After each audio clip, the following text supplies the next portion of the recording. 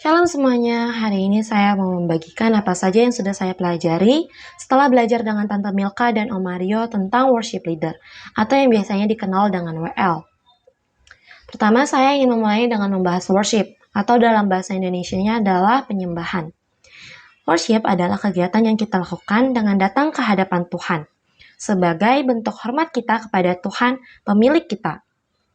Ini tertulis pada Mazmur 95 ayat 6, yang berbunyi, "Mari kita datang menyembah dan sujud. Mari kita berlutut di hadapan Tuhan pencipta kita."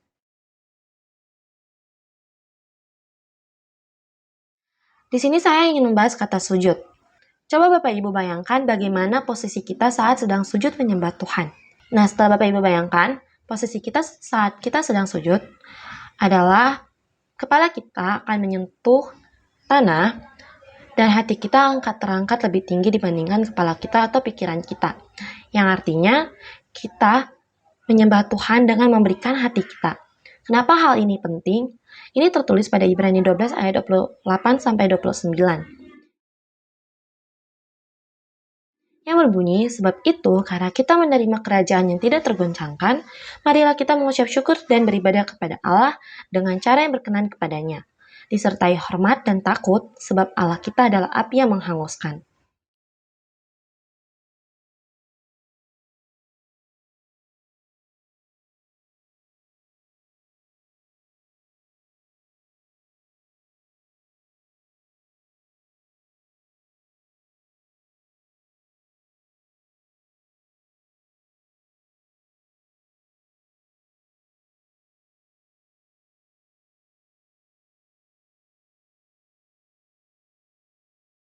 Jadi, saat kita menyembah Tuhan, itu artinya kita sedang mengucap syukur. Tapi, harus dengan cara yang berkenan. Makanya, kita harus menyerahkan hati kita kepada Tuhan. Karena, kalau kita tidak menyerahkan hati kita kepada Tuhan, kita masih membiarkan hati kita diisi dengan keinginan-keinginan yang tidak sesuai dengan apa yang Tuhan mau. Sehingga, kita tidak bisa mengucap syukur kepada Tuhan. Nah, pertanyaannya adalah, worship yang benar seperti apa sih? Worship yang benar tertulis pada Yohanes 4 ayat 23-24, yang berbunyi, "Tetapi saatnya akan datang dan sudah tiba sekarang, bahwa penyembah-penyembah benar akan menyembah Bapa dalam roh dan kebenaran, sebab Bapa menghendaki penyembah-penyembah demikian."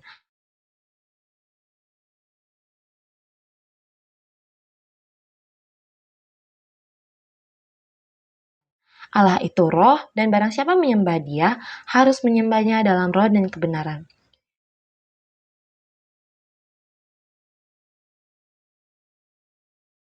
Jadi, worship yang benar adalah menyembah Tuhan dalam roh dan kebenaran.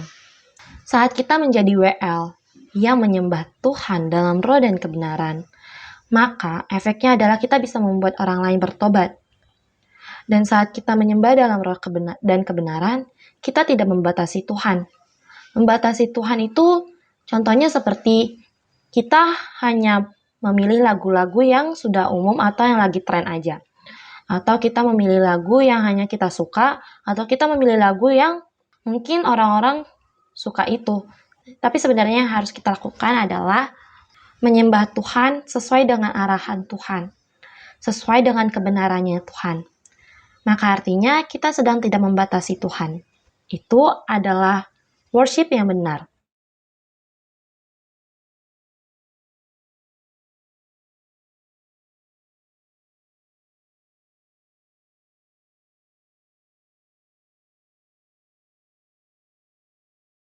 Lalu selanjutnya adalah praise, yang dalam bahasa Indonesianya artinya pujian.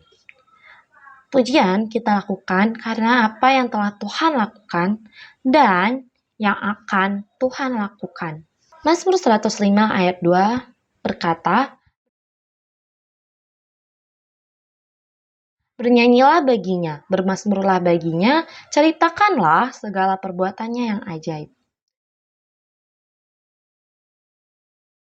Jadi, praise yang benar itu sebenarnya adalah dengan mulut kita memuliakan Tuhan.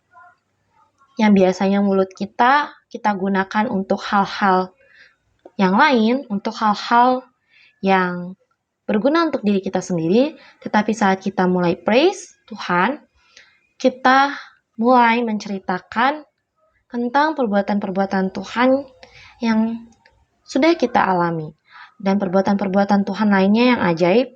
Saat kita praise Tuhan dengan apa yang akan Tuhan lakukan, berarti artinya kita percaya sepenuhnya pada kuasa Tuhan. Sama seperti worship, praise juga tertulis pada ayat yang sama, yaitu Mazmur 95 ayat 6. Mari kita datang menyembah dan sujud. Mari kita berlutut di hadapan Tuhan pencipta kita. Nah, yang menarik di sini adalah kata berlutut. Berlutut menggunakan kata barak, yang artinya menyembah Tuhan dengan membawa yang terbaik. Jadi, praise adalah salah satu bentuk bersyukur kita kepada Tuhan. Bentuk bersyukurnya adalah dengan membawa yang terbaik kepada Tuhan. Kasih apapun yang sudah Tuhan berikan kepada kita. Salah satunya dengan waktu kita, dengan kepintaran kita, dan dengan kesehatan kita, dan lain sebagainya.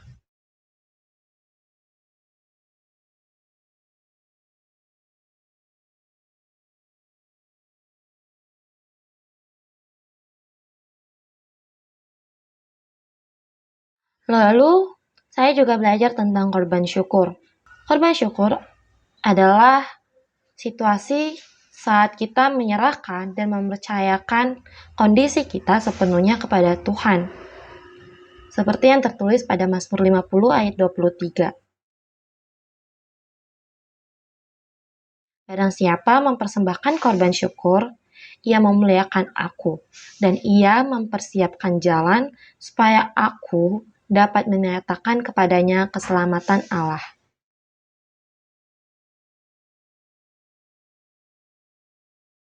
Dan situasi kedua dari korban syukur adalah menyerahkan hati kita kepada Tuhan apapun situasinya, mau itu situasi senang ataupun sedih.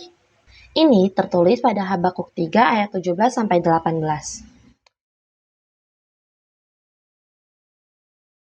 Yang berbunyi, sekalipun pohon ara tidak berbuah dan tidak ada anggur di pohon anggur, namun aku akan bersukacita di dalam Tuhan. Aku akan bergembira di dalam Allah Juru Selamatku.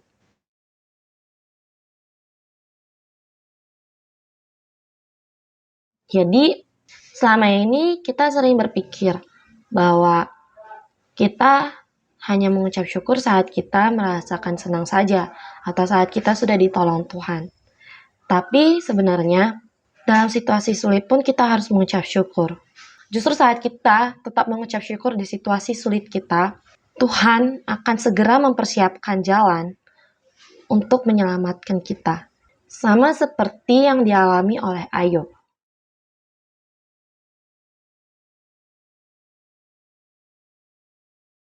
Ya, saya juga belajar tentang penyembahan sebagai senjata rohani.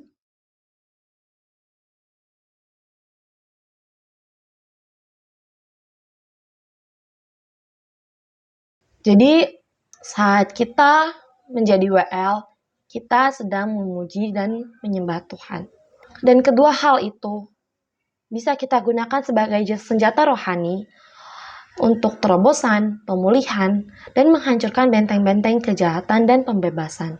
Ini sesuai seperti yang tertulis pada Kisah Para Rasul 16 ayat 25-26. Tetapi kira-kira tengah malam, Paulus dan Silas berdoa dan menyanyikan puji-pujian kepada Allah, dan orang-orang hukuman lain mendengarkan mereka.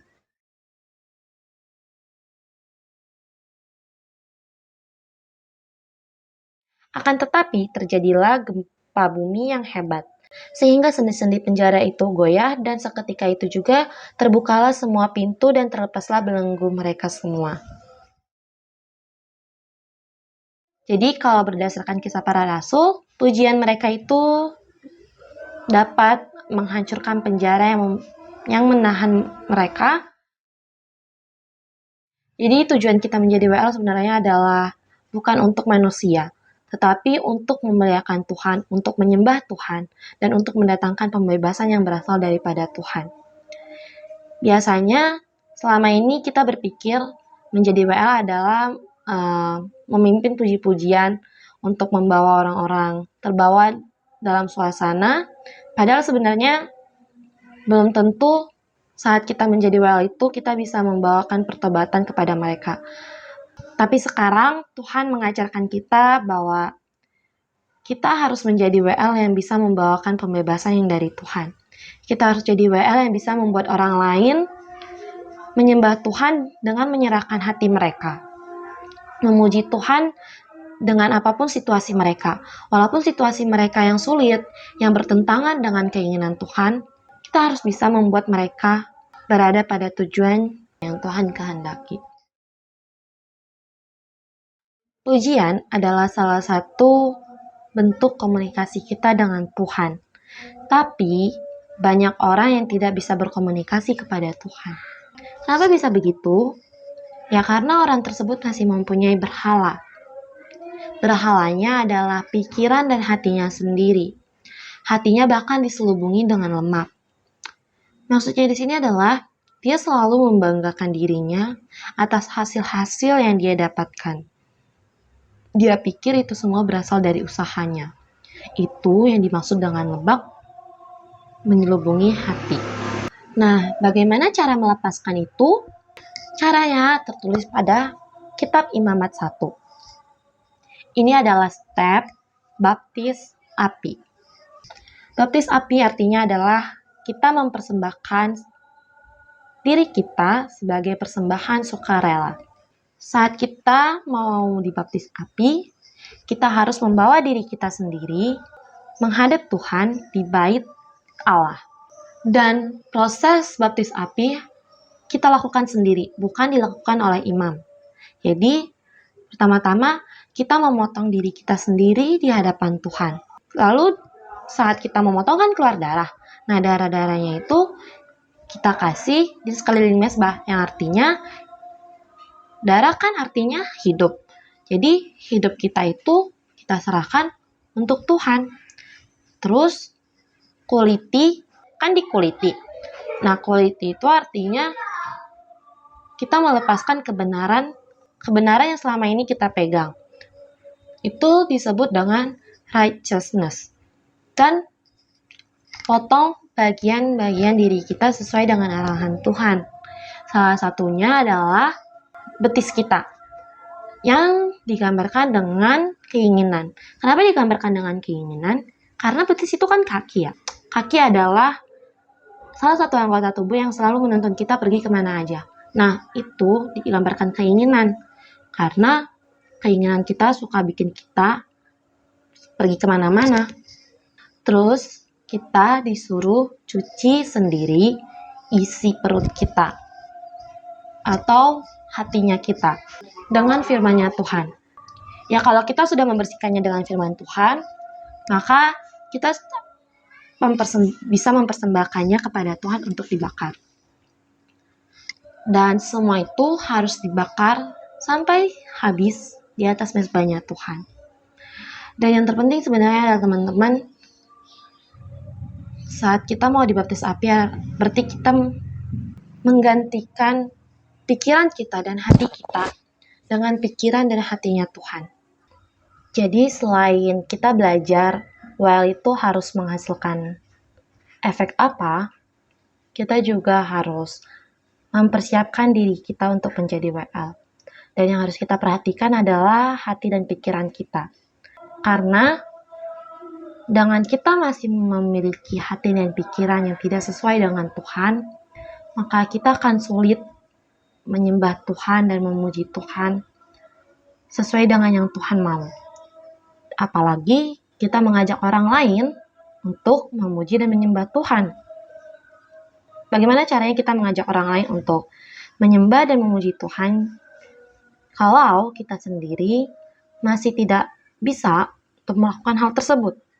Seperti yang tertulis pada Kolose 3 ayat 9-10,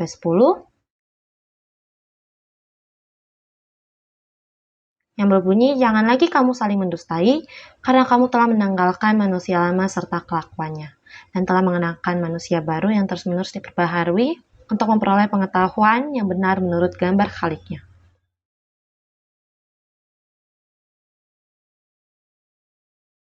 Hidup baru di sini sama seperti saat kita sedang baptis api. Hidup baru berarti ada yang mati dong. Ya, itu hidup kita yang lama. Yang harus kita matikan adalah pikiran kita dan menggantikannya dengan pikiran Tuhan. Dan kita harus mematikan hati kita yang penuh dengan keinginan diri sendiri dan menggantikannya dengan hatinya Tuhan, yang semuanya penuh dengan keinginan untuk melakukan pekerjaan Allah Bapa. Jadi kesimpulan dari semua yang sudah saya pelajari bersama Tante Milka dan Om Mario mengenai worship leader adalah, pertama, kita harus bisa menjadi worship leader yang membawa orang lain bertobat. Kita harus bisa jadi worship leader yang menyampaikan pesan Tuhan dan yang membawakan kebebasan untuk orang lain. Dan kita harus menjadi worship leader yang menyembah Tuhan dalam roh dan kebenaran. Kita harus jadi worship leader yang sudah hidup baru, yang sudah digantikan pikiran dan hatinya menjadi pikiran dan hatinya Tuhan. Terima kasih.